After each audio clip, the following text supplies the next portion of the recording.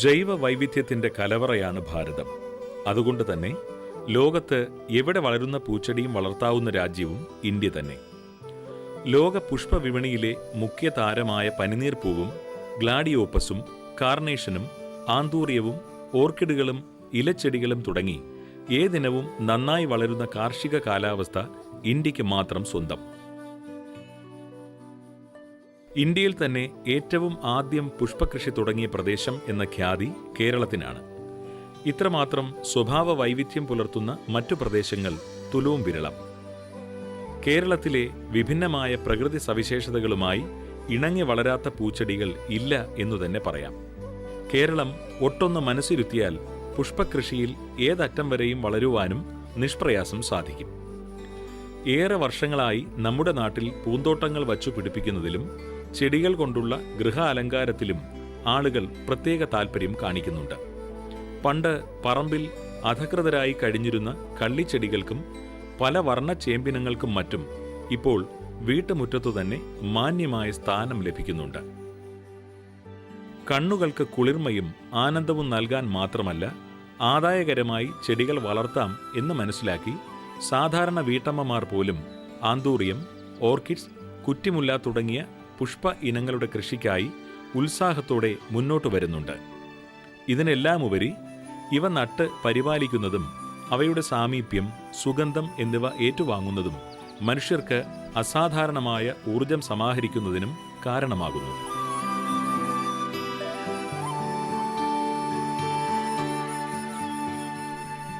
വീട്ടിൽ ഒരു പൂന്തോട്ടം സമ്പന്നരുടെ ആഡംബരമോ സൗഭാഗ്യമോ എന്നാണ് പലരും കരുതിയിരുന്നത്. വീട് 3-4 സെന്റിൽ ഒതുക്കേണ്ടി വരുമ്പോൾ പൂന്തോട്ടത്തിന് എവിടെ സ്ഥാനം എന്നാലോചിക്കുന്നത് സ്വാഭാവികം മാത്രം. ഇപ്പോൾ കേരളത്തിലെ പ്രാന്തപ്രദേശങ്ങളിൽ വരെ ഫ്ളാറ്റ് സംസ്കാരം കടന്നാക്രമണം നടത്തിക്കഴിഞ്ഞു. ഒരു തുണ്ട് ഭൂമി പോലും ലക്ഷങ്ങളിലാകുമ്പോൾ സാധാരണക്കാരുടെ മോഹം ഫ്ളാറ്റുകളിൽ ഒതുക്കാനേ നിവൃത്തിയുള്ളൂ.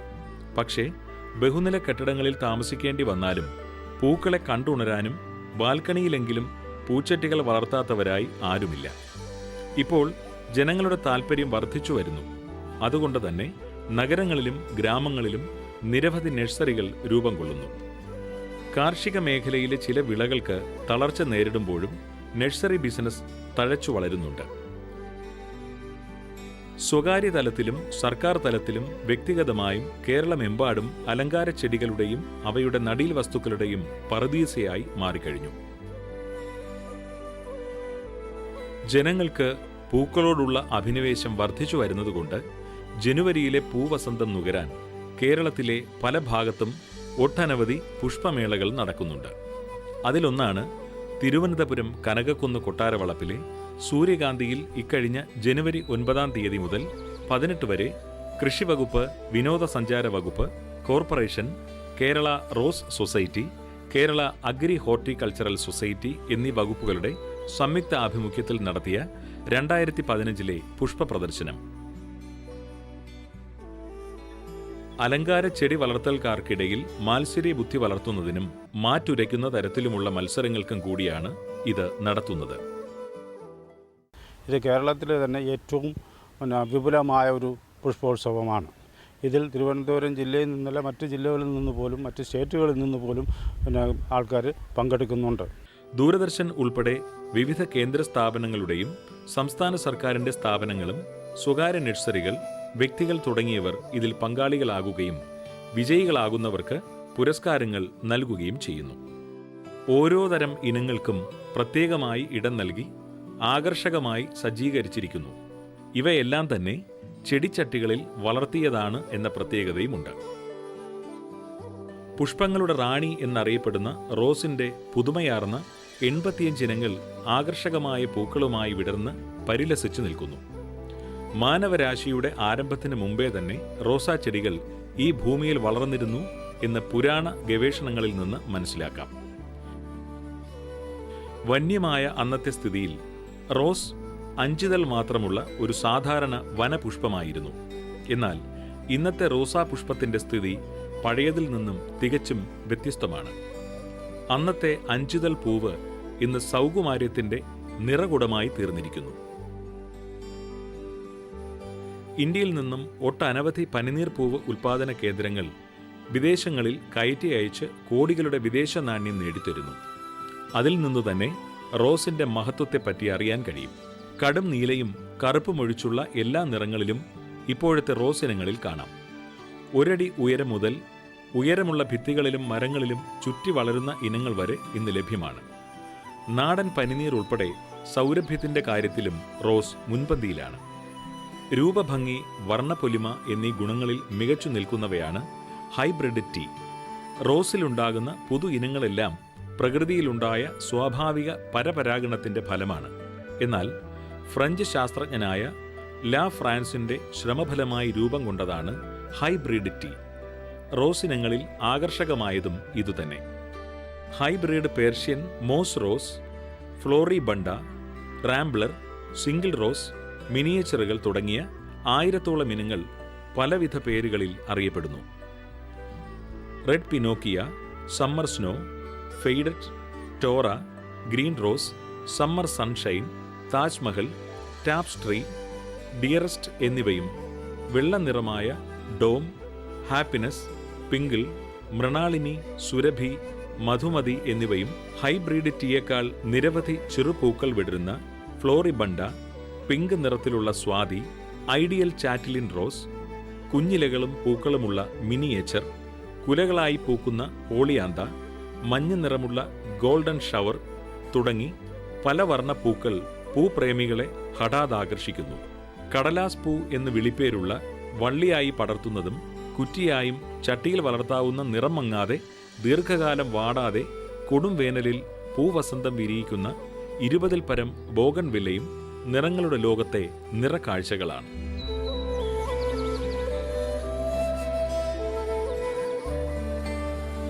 പുഷ്പാലങ്കാരങ്ങളിലും ബൊക്കെകളിലും അവിഭാജ്യ ഘടകമായ അലങ്കാര ഇലകൾക്ക് കട്ട് ഫോളിയേജസ് അഥവാ വെട്ടിലകൾ എന്ന് പറയുന്നു.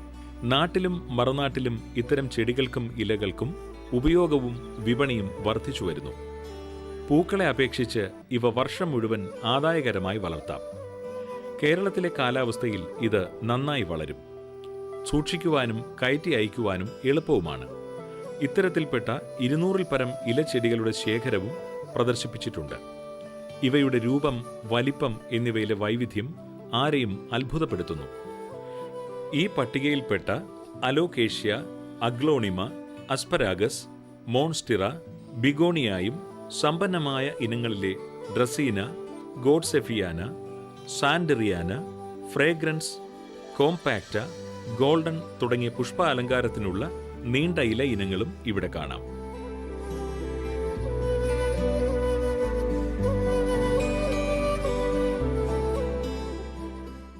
ഇവിടെ ഓർക്കിഡുകളുടെ ഏകദേശം 100 വെറൈറ്റികളിലായി 1000-ഓളം ചെടികൾ പ്രദർശിപ്പിച്ചിട്ടുണ്ട്. അഡീനിയത്തിൻ്റെ ഏകദേശം ഒരു 50 ഇനങ്ങളിലായി അതും 100-ൽ പരം ചെടികൾ ഇവിടെ പ്രദർശനത്തിലെത്തിയിട്ടുണ്ട്. അതുപോലെ ഇലച്ചെടികളുടെ ഒരു 200 ഇനങ്ങളിൽപ്പെട്ട് 1000-ഓളം ചെടി ഇവിടെ വെച്ചിട്ടുണ്ട്. നമുക്ക് വളരെ ഭംഗിയായിട്ട് അത് അറേഞ്ച് ചെയ്തിട്ടുണ്ട്. പിന്നെ പെരിനിയൽ എല്ലാ വർഷവും എപ്പോഴും പൂത്തുകൊണ്ടിരിക്കുന്ന തെറ്റി, ചെമ്പരത്തി, മന്ദാരം ഇങ്ങനെയുള്ള ചെടികളുടെ ഏകദേശം 1000-ഓളം ചെടി വ്യത്യസ്ത ഏകദേശം 70-75 ഇനങ്ങളിലായി ഇവിടെ പ്രദർശിപ്പിച്ചിട്ടുണ്ട്. പൂക്കളിൽ തലയെടുപ്പുള്ള ഒന്നാണ് ഡാലിയ. പല നിറത്തിലും വലിപ്പത്തിലും കണ്ടുവരുന്ന ഈ മനോഹര പുഷ്പം ലോകമെമ്പാടുമുള്ള ഉദ്യാനപ്രേമികളുടെ കണ്ണിലുണ്ണിയാണ്. വലിയ ചൂടും മഴയും ഇല്ലാത്ത കാലത്താണ് ഇവ വളർത്തേണ്ടത്. ഇവയിൽ 100-ഓളം ഇനങ്ങൾ ഉൾപ്പെടും. കോഴിപ്പൂവിനോട് സാദൃശ്യമുള്ള സിലോഷ്യ 2 ഇനങ്ങളിലുണ്ട്. ചീരയുടെ വംശത്തിൽപ്പെട്ട ഇവ 1 മീറ്ററോളം വളരും. മഞ്ഞ, ഓറഞ്ച്, ചുവപ്പ്, കടും ചുവപ്പ് എന്നിങ്ങനെ പല നിറ പൂക്കൾ ഇതിലുണ്ടാകുന്നുണ്ട്. ഇത്തരം പൂക്കൾ 2 മാസക്കാലം നിലനിൽക്കും. നല്ല മിനുസവും കാണും. ജമന്തി എന്നറിയപ്പെടുന്ന ക്രസാന്തമം ലോകമെമ്പാടും കൃഷി ചെയ്യുന്നുണ്ട്. തനി തങ്കത്തിന്റെ നിറമാണ് പൂക്കൾക്ക്. തണുപ്പു കാലത്ത് മാത്രമേ പൂക്കാറുള്ളൂ. ഇതിലെ ചിലതിന് വെള്ളപ്പൂക്കളുമുണ്ട്. പൂക്കാലം കഴിയുമ്പോൾ ചുവടറ്റം മുറിച്ചുവിട്ടാൽ വീണ്ടും തളർത്തുവരും. ഇളം തലപ്പും മുറിച്ചു നടാം. വളരുമ്പോൾ തല നുള്ളിവിട്ടാൽ ധാരാളം ശാഖകളുണ്ടാകും. അധിക ശ്രദ്ധയില്ലാതെ തന്നെ വളർത്താവുന്ന കാർണേഷന് ഡയാന്തസ് എന്നും പേരുണ്ട്. വിത്ത് പാകിയാണ് തൈകൾ ഉണ്ടാക്കുന്നത്. തണ്ടിന് ബലക്കുറവുള്ളതിനാൽ താങ്ങി നിർത്തണം. വലിപ്പമുള്ള പൂക്കൾ ലഭിക്കാൻ പൂമൊട്ടുകളിൽ ചിലത് നുള്ളിക്കളഞ്ഞാൽ മതി. നമ്മുടെ നാട്ടിൽ മിക്ക വീടുകളിലും കണ്ടുവരുന്ന കാശിത്തുമ്പയാണ് ബാൾസം. ഇതിൻ്റെ തണ്ടുകളോട് ചേർന്നു വരുന്ന പൂക്കളാണ് ഭംഗി. അധിക ഉയരത്തിൽ വളരാത്ത ഇവയിൽ നിർബാധം സങ്കരണം നടക്കുന്നതിനാൽ പുതുനിറങ്ങളിലുള്ള പൂക്കളുണ്ടാകും. എളുപ്പത്തിൽ വളർത്താവുന്ന സിനിയ മഞ്ഞുകാലത്തും മഴക്കാലത്തും വളർത്താം. ഇവയിലും പല നിറ പൂക്കളാണുള്ളത്. വെയിൽ ധാരാളം വേണ്ട പൂച്ചെടിയാണ്. തണ്ടോടെ പൂക്കൾ മുറിച്ച് പൂപാത്രത്തിൽ വച്ചാൽ കൂടുതൽ ദിവസം പുതുമ നഷ്ടപ്പെടാതിരിക്കും. ഇതിൽ കുള്ളൻ ഇനങ്ങളും പ്രചാരത്തിലുണ്ട്. ബന്ദി എന്നറിയപ്പെടുന്ന മറിഗോൾഡ് ഏറെക്കാലമായി നമ്മുടെ നാട്ടിൽ പ്രചാരത്തിലുണ്ട്. ക്ഷേത്ര ആവശ്യങ്ങൾക്കും വിശേഷ അവസരങ്ങളിലും മാല കെട്ടാനും അലങ്കാരത്തിനും വ്യാപകമായി ഉപയോഗിക്കുന്നു. എല്ലാ കാലത്തും നട്ടുവളർത്താവുന്ന ചെടിയാണിത്. പോർട്ടുലക്ക രാവിലെ 10 മണിക്ക് വിടർന്ന് വൈകുന്നേരം കൂമ്പുന്നതുകൊണ്ട് 10 മണി ചെടി എന്നാണ് വിളിക്കുന്നത്. വെള്ള, ഇളം മഞ്ഞ, ചുവപ്പ്, കടുനീല എന്നീ നിറങ്ങളുള്ള അടുക്ക് ദളത്തോടെയുള്ള പൂക്കളാണ് ഇതിന്. തൂക്കുചട്ടികളിൽ വളർത്തി വീടലങ്കരിക്കാം. ദിവസങ്ങളോളം വാടാതെ നിൽക്കുന്ന പൂവിനമാണ് ജെർബറ.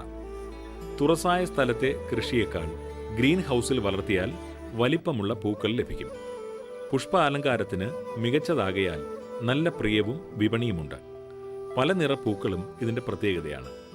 അലങ്കാര പൂക്കളുടെ കൂട്ടത്തിൽ ഏറ്റവും പ്രചാരമുള്ളതാണ് ഗ്ലാഡിയോപ്പസ്. ബൊക്കെ നിർമ്മാണത്തിനും മറ്റും വ്യാപകമായി ഉപയോഗിക്കുന്നു. പൂത്തണ്ടോടുകൂടിയ നീളൻ ഇലകൾ ഇതിൻ്റെ സവിശേഷതയാണ്. പല നിറങ്ങളിൽ ലഭ്യമാണ്. കേരളത്തിൻ്റെ ആവശ്യത്തിന് തികയാതെ വരുന്നതിനാൽ മറ്റ് സംസ്ഥാനങ്ങളിൽ നിന്നും കൊണ്ടുവരുന്നു. മരുഭൂമിയിലെ റോസ് എന്ന അഡീനിയം ഇപ്പോൾ പൂന്തോട്ട കൃഷിയിലെ താരമാണ്. വേനൽക്കാലത്ത് ധാരാളം പൂക്കളുണ്ടാകും. മഴ തീരെ അനുയോജ്യമല്ല. കുറച്ചു വെള്ളം മാത്രം നൽകിയാൽ മതി. ചട്ടികളിൽ വളർത്തുന്നതാണ് ഉത്തമം. നീണ്ടകാലം നിലനിൽക്കുന്ന ഈ ചെടിയുടെ കാണ്ഡം ഗോളാകൃതിയിലാണുള്ളത്. ഒറ്റദളങ്ങളും അടുക്ക് ദളങ്ങളുമുള്ള പൂക്കളുണ്ട്. ഒരു ചെടിയിൽ തന്നെ പല നിറ ഇനങ്ങളെ ഒട്ടിച്ചെടുക്കാം. തലപ്പ് അധികം വളരാതെ വെട്ടിക്രമീകരിച്ചാൽ ബോൺസായി ചെടികളുടെ സാമ്യം വരും. ഓർക്കിഡുകൾ പൂക്കളുടെ കൂട്ടത്തിൽ ഏറ്റവും ശ്രദ്ധിക്കപ്പെടുന്ന ഒന്നാണ് ഓർക്കിഡുകൾ. ഇതിന് സവിശേഷതകൾ പലതുണ്ട്. വളർത്താൻ കുറച്ച് സ്ഥലം മതി. കേരളത്തിലെ കാലാവസ്ഥ ഇതിന് അനുയോജ്യവുമാണ്. പൂങ്കുല അറുത്തെടുത്താൽ ദീർഘകാലം വാടാതെ നിൽക്കും. അന്തരീക്ഷത്തിലെ ഉയർന്ന താപനിലയും ഇളം ചൂടുള്ള കാറ്റും ഓർക്കിഡ് ചെടികളെ പുഷ്പിക്കുവാൻ പ്രേരിപ്പിക്കുന്ന ഘടകങ്ങളാണ്. നല്ല വിലയും വിപണിയുമുള്ള ഇത് പുഷ്പാലങ്കാരത്തിന് ആവശ്യം വേണ്ടതാണ്. ഇതിൽ 2 തരമുണ്ട്. ഒറ്റത്തണ്ടിൽ വളരുന്നവയെ മോണോപോഡിയൽ എന്നും കൂട്ടമായി വളരുന്നവയെ സിംബോഡിയൽ എന്നും തരംതിരിച്ചിട്ടുണ്ട്. ഇതിലെ പ്രധാന ഇനങ്ങളാണ് വാണ്ടസ്റ്റോപ്പ് ലീഫ്ഡ്, ടെറേറ്റ് വാണ്ട, അരാക്നിസ്, ഫലനോയിഡ്സ്, ഡെൻഡ്രോബിയം, ഓൺസിഡിയം, കാറ്റ്ലിയ, മൊക്കാറ, സിംബിഡിയം എന്നിവ. ഇത്തരത്തിലുള്ള പുതുമയാർന്നവയുടെ നീണ്ട നിര തന്നെ കണ്ണിന് ആനന്ദം പകരുന്നു. ഇതിൻ്റെയൊക്കെ വളമെന്ന് പറഞ്ഞാൽ ഏറ്റവും ലൈറ്റായിട്ട് തേങ്ങാവെള്ളം ഉണ്ടെങ്കിൽ അത് ഒരു ദിവസം പുളിപ്പിച്ചിട്ട് അതിൻ്റെ ഇരട്ടി വാട്ടറും കൂടെ ചേർത്ത് നമുക്ക് സ്പ്രേ ചെയ്ത് ഉപയോഗിക്കാം. അതുപോലെ തന്നെ കഞ്ഞിവെള്ളം ഉണ്ടെങ്കിലും അതുപോലെ തന്നെ നമുക്ക് ഇതിൻ്റെ ചുവട്ടിൽ സ്പ്രേ ചെയ്ത് ഉപയോഗിക്കുന്നതാണ്. പുഷ്പസങ്കല്പത്തിന് പുതിയ രൂപവും ഭാവവും നൽകിയ പൂവാണ് ആന്തൂറിയം. വിചിത്രവും ആകർഷകവുമായ രൂപവും വാടാതെ കൂടുതൽ നാൾ ഇരിക്കുവാനുള്ള കഴിവും ആന്തൂറിയത്തെ പുഷ്പവിപണിയിലെ VIP ആക്കി മാറ്റിയിരിക്കുന്നു. ഇതിൻ്റെ ഭംഗി മാത്രമല്ല, പൂവിനുള്ളിൽ പണവും ഒളിഞ്ഞിരിക്കുന്നു എന്ന അവസ്ഥയായപ്പോൾ ഇതിന് ആരാധകർ ഏറെയായി. വാണിജ്യാടിസ്ഥാനത്തിൽ കേരളത്തിൽ വ്യാപകമായി കൃഷി ചെയ്യുന്നുണ്ട്. വീടുകളിൽ കുറച്ചെങ്കിലും വളർത്താത്തവർ ആരുമില്ല. ആന്തൂറിയത്തിൽ 500 ഇനങ്ങളുണ്ടെങ്കിലും വാണിജ്യ പ്രാധാന്യമുള്ളവ കുറച്ചു മാത്രമേ ഉള്ളൂ. ഇതിലെ പ്രധാന ഇനങ്ങൾ ആൻഡ്രിയാനം, ഫ്ലമിംഗോ, ഫ്ലവർ, ഒബേക്ക ഇനത്തിൽ ലിമ white, lady Jane, Agnihotri, honeymoon red, ഷില്ലി red, Avanti, Mauritius white, miniature red തുടങ്ങിയവ ചിട്ടയായി വിന്യസിച്ചിട്ടുണ്ട്. ഇത്തരം മികവുറ്റ പൂക്കളോടൊപ്പം നാട്ടുപൂക്കളായ ചെമ്പരുത്തി, വാടാമുല്ല, ലില്ലി, വിൻകാറോസിയ, മുതലായവയുടെ നീണ്ട നിരയും ക്രമീകരിച്ചിട്ടുണ്ട്. വൻമരങ്ങളുടെ രൂപഭംഗി നഷ്ടപ്പെടാതെ കൈവെള്ളയിൽ ഒതുക്കാവുന്ന കുള്ളന്മാരാക്കി വളർത്തുന്ന കലയാണ് ബോൺസായി. അല്പം ക്ഷമയും താൽപ്പര്യവും കലാനൈപുണ്യവും ഉള്ളവർക്ക് തന്നെ ബോൺസായി രൂപപ്പെടുത്താവുന്നതാണ്. ഒരു ചെറുപാത്രത്തിൽ നാമമാത്രമായ മണ്ണിൽ നിൽക്കുന്ന ആൽമരങ്ങൾ, മുളങ്കാടുകൾ, പുളിമരം ഇവയെല്ലാം നാം അത്ഭുതത്തോടെ നോക്കി നിന്നു പോകുന്നതും ഇതിൻ്റെ രൂപഭംഗി ഒന്നുകൊണ്ട് മാത്രമാണ്. കേരളത്തിൽ ബോൺസായി ഇന്നും ശൈശവ ദശയിലാണെങ്കിലും ചില വ്യക്തികൾ, സ്ഥാപനങ്ങളും ബോൺസായി വളർത്തലുമായി മുന്നോട്ട് പോകുന്നുണ്ട്. ഹോർട്ടിക്കൾച്ചർ തെറാപ്പി ഇതിലും സാധ്യമാണ്. പ്രകൃതിയും മനുഷ്യനുമായുള്ള മനോവ്യാപാരത്തിൻ്റെ ഉയർന്ന തലത്തിലുള്ള ആസ്വാദനവും ഉൾപ്പെട്ടിരിക്കുന്നു. വിവിധ രീതിയിലാണ് ഇതിൻ്റെ നിർമ്മാണം. നേർലംബം, ഏകദേശ ലംബം, ചരിഞ്ഞ തായ്ച്ചടി രീതി, ഒഴുക്കിൽ ചായ്ഞ്ഞു നിൽപ്പ്, വെള്ളച്ചാട്ട രീതി, ചങ്ങാടം, വൃക്ഷക്കൂട്ടം, പാറയുടെ പുറത്ത് വളരുന്ന സ്റ്റൈൽ, ചൂലുപോലുള്ളവ എന്നിവയാണ് ഇതിൽ മുഖ്യമായിട്ടുള്ളത്. ബോൺസായി ശേഖരങ്ങൾ ഈ മേളയിലെ അപൂർവ കാഴ്ചയായി മാറി.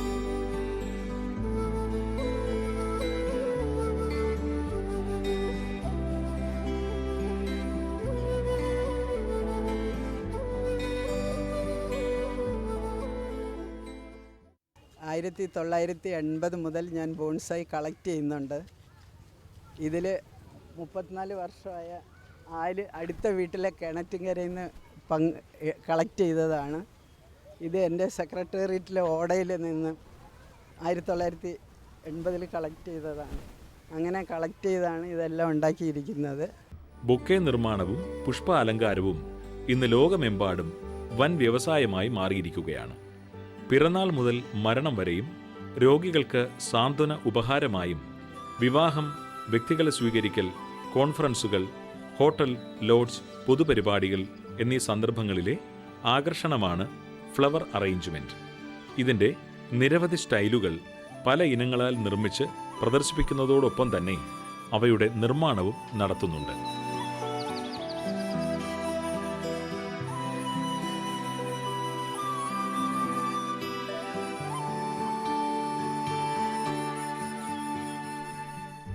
ഭൂമിയിൽ സന്മനസ്സുള്ളവർക്ക് സമാധാനം, പൂക്കളെ സ്നേഹിക്കുന്നവർക്ക് സ്വാഗതം. ഈ ലക്ഷ്യം കൈവരിക്കുവാൻ 2 ലക്ഷം ജനങ്ങളാണ് ഇവിടുത്തെ പുഷ്പോത്സവ വേദിയിൽ എത്തിയത്. സാമാന്യ ജനങ്ങൾക്ക് പൂക്കളോടുള്ള സ്നേഹവും താൽപ്പര്യവും ജനിപ്പിച്ച് 10 നാൾ നീണ്ട ഈ വർണ്ണോത്സവം മനുഷ്യരിൽ എന്ന പോലെ തേനീച്ചകൾക്കും മധുരതരമായി.